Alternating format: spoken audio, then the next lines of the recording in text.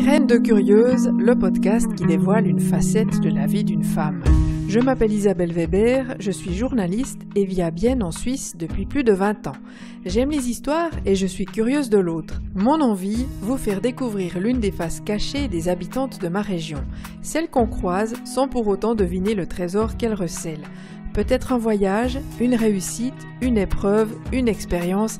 Allons savoir. Ce podcast paraît tous les vendredis sur le site dédié grainesdecurieuse.ch avec le chiffre 2 entre les deux mots.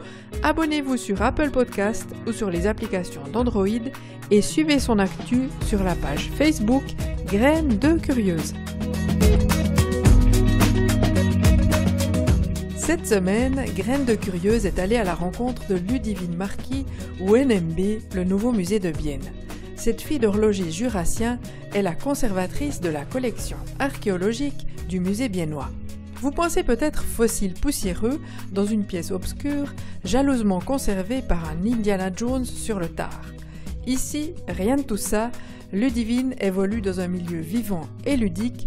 La preuve, celle qui vit au-dessus du lac de Neuchâtel va même bientôt régater en pirogue préhistorique en Italie et jouer de la pétanque sur le site romain de Pettinesca.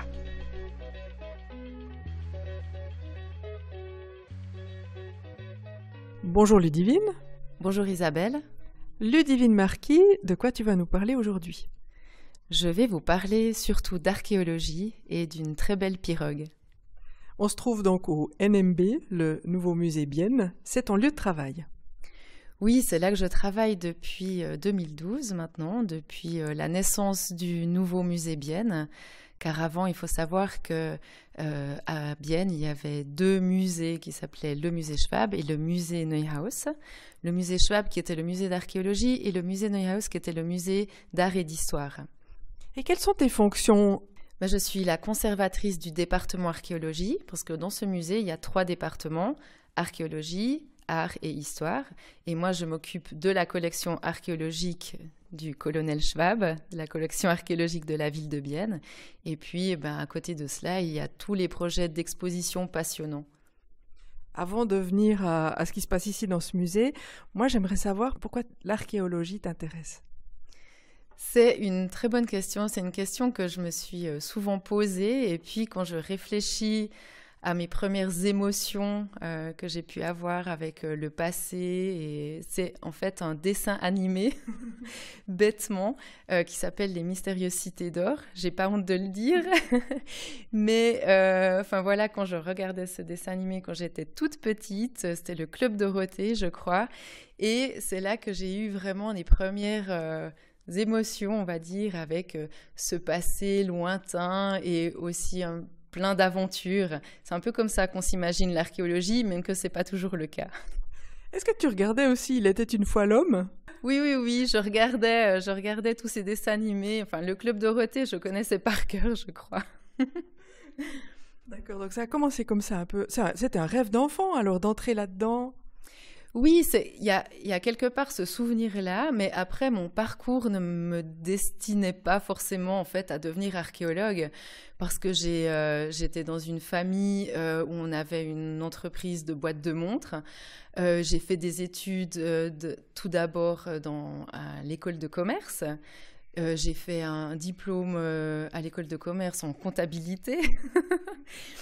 Et puis après, mon père, lui, il voulait que je fasse des études.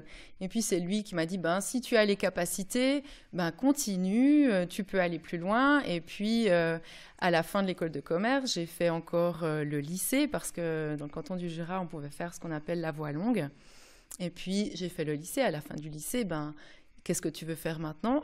Pourquoi pas aller à l'université ? Et puis, en regardant le programme, toutes les différentes disciplines qu'il y avait à l'université, je vois archéologie. Et en fait, c'est pas du hasard, mais presque quand même un petit peu. J'ai commencé des études d'archéologie à l'université de Neuchâtel, avec l'ethnologie aussi. Et puis voilà, de fil en aiguille, j'ai terminé des études d'archéologie et je me suis retrouvée ici à Bienne. C'était ton premier poste ? Oui, c'est quelque chose qui est aussi assez étonnant. En fait, j'ai atterri à Bienne en 2006 grâce à une de mes copines, une de mes colocataires qui travaillait au musée Schwab et puis qui m'a dit on cherche quelqu'un pour nous aider sur une exposition, est-ce que ça t'intéresse? Et à ce moment-là, j'avais pas d'autres activités, en tout cas juste des activités alimentaires, donc pas forcément très intéressantes. Et puis, j'ai sauté sur cette occasion. Et après, je suis toujours restée dans le giron du musée Schwab jusqu'à ce que je sois engagée de manière fixe en 2009. Et ensuite, en 2012, il y a eu la fusion qui a donné naissance au NMB. Et c'est là que j'ai eu le poste de conservatrice. Alors, tu as eu une période un petit peu chaude, on va dire, justement pendant cette fusion, parce que le département d'archéologie a failli disparaître. Comment tu as vécu ça?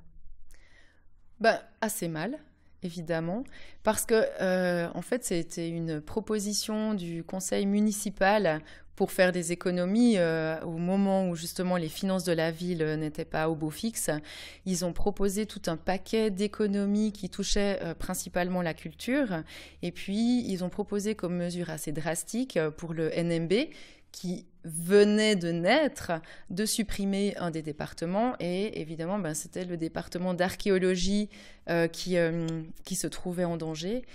Et évidemment, on l'a très mal vécu, mais en même temps, on s'est battu pour se faire entendre. On a eu des soutiens d'archéologie suisse, mais aussi du canton de Berne, qui a fait pression sur la ville de Bienne, sur le conseil municipal, pour éviter la fermeture d'un département. Donc c'est dire si l'archéologie a une importance dans la vie actuelle. Comment tu situes cette importance-là de nos jours? L'archéologie, pour moi, c'est une manière aussi de réfléchir sur le présent et sur nos propres sociétés. Parce qu'avec l'archéologie, souvent, on pose des questions au passé. Comment c'était dans le passé? Par exemple, aujourd'hui, on est une société dans laquelle la mobilité a toute son importance et on voit très bien qu'en archéologie, les questions de mobilité dans le passé, au cours de la préhistoire, au néolithique, à l'âge du bronze, etc., ce sont aussi des thèmes de recherche qui sont extrêmement importants.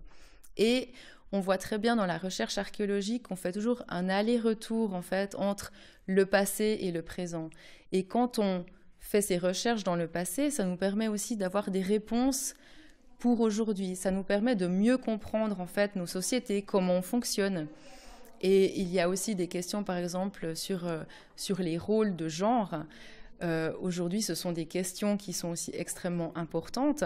Et on va regarder aussi dans la préhistoire, mais comment c'était? Est-ce que les hommes étaient des chasseurs? Est-ce qu'ils ne faisaient que ça? Et est-ce que les femmes étaient des cueilleuses? Est-ce qu'elles restaient à la maison avec les enfants? Enfin, ce sont des questions qui intéressent les archéologues aujourd'hui et c'est ce qui nous permet de comprendre aussi nos propres sociétés. Et ça, c'est ça que je trouve extrêmement intéressant en fait avec l'archéologie. Alors ça sera l'objet d'une prochaine exposition, justement. Mais moi, j'aimerais revenir sur quelque chose qui m'a beaucoup marqué. Je me souviens de la conférence de presse sur la fameuse pirogue palaffitique qui a été retrouvée. Et ça, c'est quelque chose qui est important pour toi, encore important aujourd'hui dans ta vie. Oui, alors cette pirogue, c'était une très belle aventure. Cette aventure a commencé en 2013. On avait à ce moment-là une exposition sur les pirogues de la région des Trois-Lacs. Et puis, on a décidé de fabriquer une pirogue qui est une reconstitution de celle qui se trouve derrière le bâtiment Schwab. Et cette pirogue existe toujours. Elle s'appelle Xifia, l'espadon, en grec. On a choisi ce nom aussi pour sorte de nom prémonitoire, comme ça en se disant que notre pirogue allait être la plus rapide. Elle est plutôt pas rapide et difficile à manœuvrer, mais elle gagne quand même souvent les régates internationales de pirogues. Parce que dans la foulée de cette exposition, on a décidé de créer un événement, donc le NMB avec Archéoconcept, qui est une boîte privée d'archéologie ici à Bienne. On a décidé de fonder cet événement des régates de pirogues. Et puis, la seconde année, cette régate a eu lieu aussi sur le lac de Bienne, On s'est dit qu'on allait faire quelque chose d'international, qu'on n'allait pas garder ça pour nous. Et on a motivé aussi cette décision parce que les sites palafitiques qui sont inscrits au patrimoine mondial de l'UNESCO, ils concernent 6 pays européens. Donc il y a la France, l'Allemagne, l'Autriche, la Slovénie, l'Italie et la Suisse. Et puis tous ces pays, jusqu'ici, ont joué le jeu. Cette année, au mois de juillet, il y a la 5e régate internationale de pirogue qui va se dérouler en Italie. Et puis, l'année prochaine, dernière édition, ce sera en Allemagne. Et voilà, c'est un projet qui est vraiment passionnant parce que ça nous permet de sortir du musée. Ça nous permet de faire connaître l'archéologie, mais aussi les palafites. Et puis, cette pirogue, elle est magnifique, elle est grande aussi.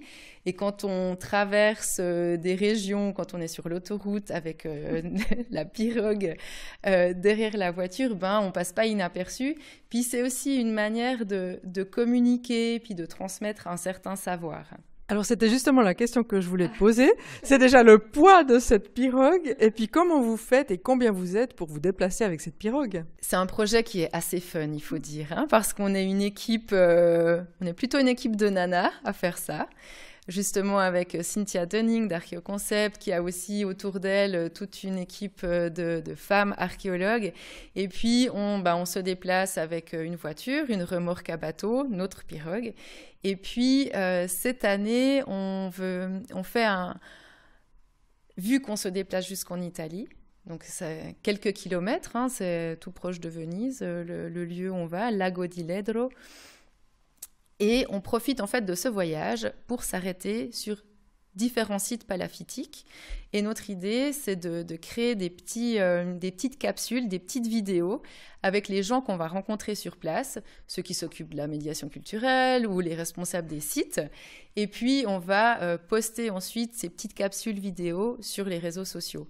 Donc, c'est une manière de faire de l'archéologie fun, mais en même temps de transmettre la science aussi. On réfléchit toujours aux meilleurs moyens de communiquer pour que ce soit aussi intéressant parce que quand même l'image du musée, même qu'ici il se passe plein de choses, c'est un musée très dynamique et puis c'est aussi le cas dans les autres musées, mais il y a quand même toujours encore un peu cette image du musée un peu pas ennuyant, mais c'est comme si on devait déjà connaître le contenu ou connaître ce qu'il y a à l'intérieur avant de pouvoir y entrer.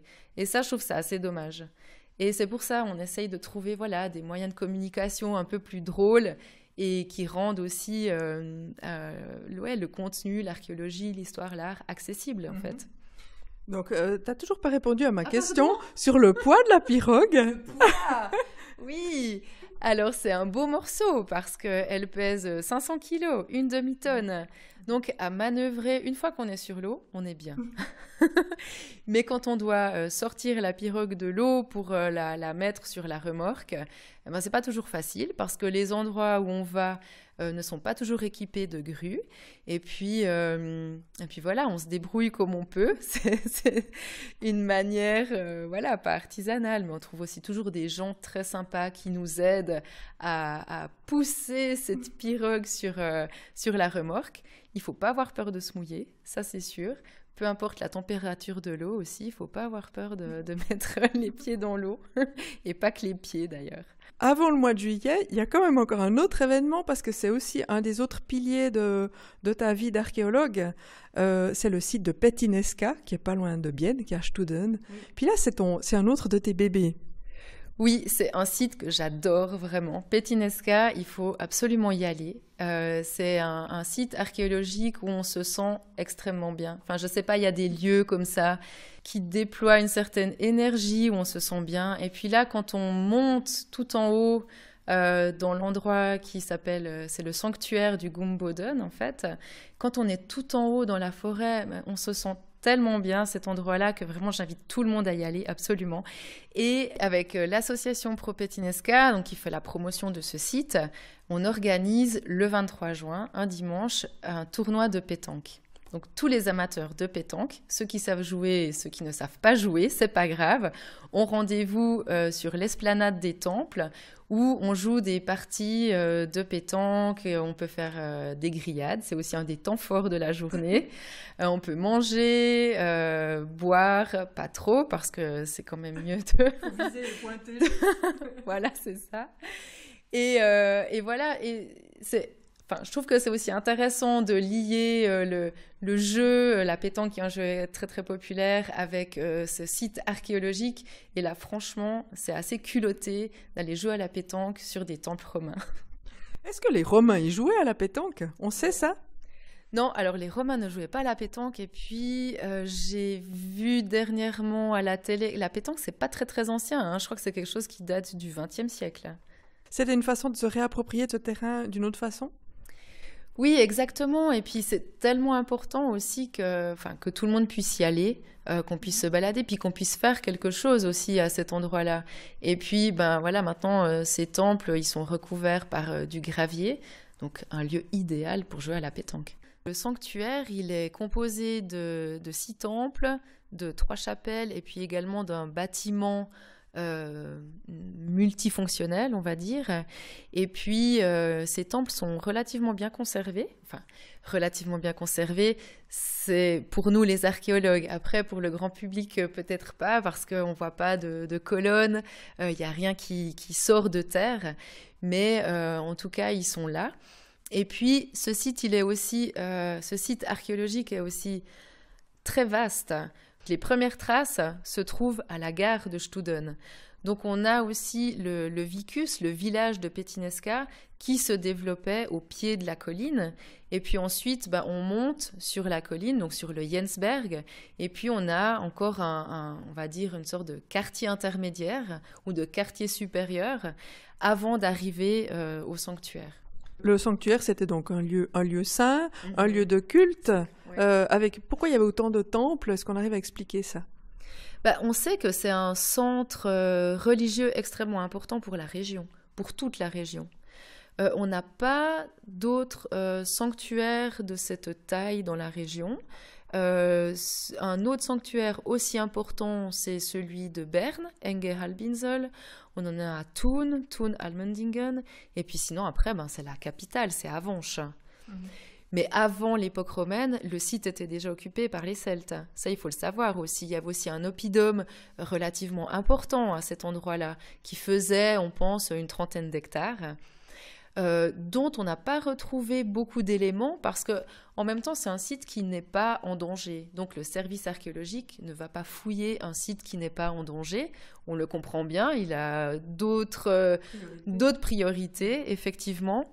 Et là, du coup, c'est un site qui est protégé, mais dont on ne sait pas beaucoup de choses pour les époques qui précèdent l'époque romaine, en tout cas. Cette initiative de créer cette association est le fait de Rudi Zwalen, qui est Monsieur Petinesca, comme on l'appelle. C'est lui qui a fait toutes les fouilles à partir des années 80 jusqu'en 2011. Et puis, lui, il a eu l'idée de refonder Pro Petinesca parce que c'est une association qui existait déjà à la fin du 19e siècle et qui a disparu juste avant la Seconde Guerre mondiale. Enfin, voilà. Rudi Zwalen, c'est une personne qui aime tellement cet endroit et qui est tellement motivé aussi à le faire connaître qu'il a réussi à refonder cette association. Et puis maintenant, il y a, je crois, 80 membres environ, et puis qui sont assez actifs pour faire connaître cet endroit. Et puis on peut se rendre très facilement sur le site, donc on sort à Studen, et puis c'est très rapidement indiqué, il y a un panneau qui indique Petinesca. Et puis on peut partir à droite. Oui, c'est juste. On doit grimper un petit bout oui. à pied parce qu'on doit parquer en bas, mais enfin on arrive assez rapidement, donc chacun peut aller le voir en sortant de Bienne pour faire une petite excursion. Moi j'étais ravie de faire ta connaissance un peu plus élargie, Ludivine, dans un autre cadre, justement un cadre archéologique. Et c'est vraiment un musée qui vaut la peine. Vous faites toujours des expositions ponctuellement différentes pour faire découvrir toute cette collection qui est énorme. Tu peux nous dire ce qu'il y a en ce moment, juste nous donner envie de venir? Oui, alors il faut absolument venir voir l'exposition d'Erika Pedretti, que la plupart des gens connaissent comme écrivaine, mais elle est aussi artiste plasticienne. Et elle a créé toute une série d'ailes, enfin de suspensions, de mobiles qui sont très touchants en fait, parce que ce sont des pièces qui sont extrêmement lourdes, mais la manière dont elle les travaille, on a l'impression que tout est en légèreté, et puis c'est très organique comme ça. Moi, j'adore vraiment. Il y a dans une pièce il y a une énorme aile, on dirait que c'est une grande aile de dragon, comme ça. C'est très, très organique et animal en même temps. Ça, c'est l'exposition du département art, donc de Bernadette Walter, voilà, qui, elle, s'est occupée de cette exposition. Mais après, c'est vrai qu'on fait des expositions aussi qui mêlent art, histoire et archéologie, mais là, c'est pas le cas. C'est une exposition qui est vraiment consacrée à cet artiste.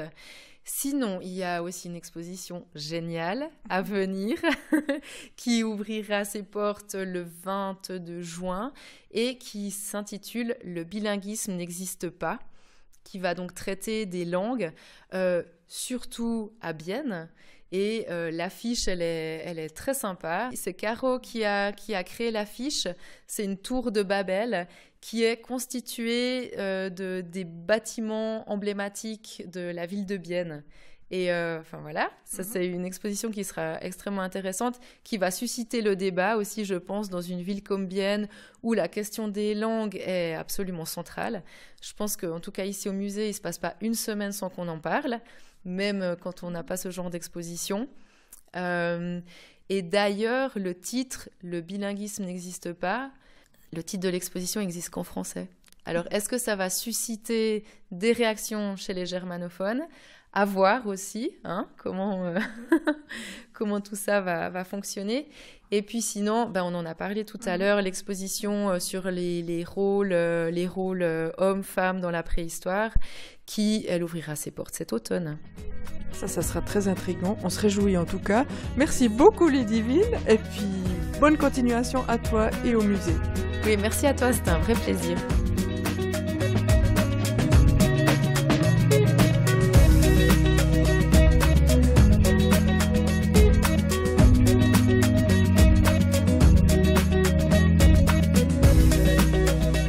J'espère que cet épisode vous a plu. Ne manquez pas de m'envoyer un commentaire sur Facebook à Graines de Curieuse ou de vous abonner à ma newsletter sur le site www.grainesdecurieuse.ch avec un 2 entre les deux mots. Soyez heureux et à vendredi!